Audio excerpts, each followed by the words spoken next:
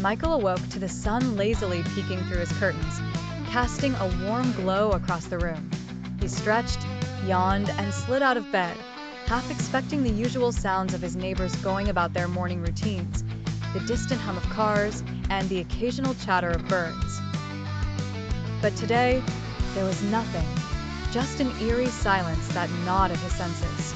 Puzzled, Michael threw on some clothes and stepped outside. The street was empty, devoid of life. Cars sat abandoned, doors open, as if their occupants had simply evaporated.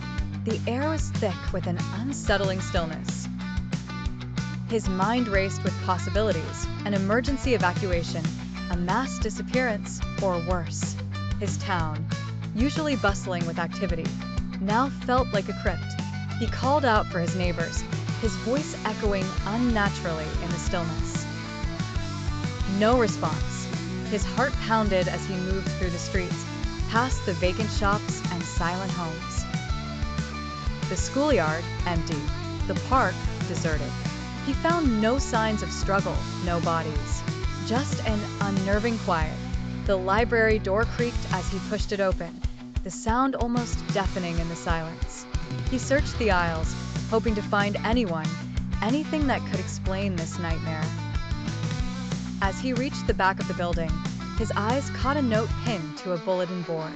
Scribbled in haste, it read, "Don't make a sound. It hears you." A chill ran down his spine. Michael sensed he was not alone.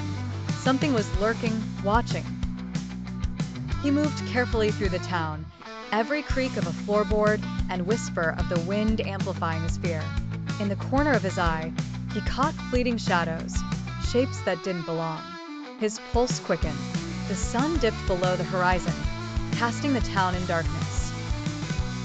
Michael's breaths were shallow, every instinct screaming at him to run, to hide. But where?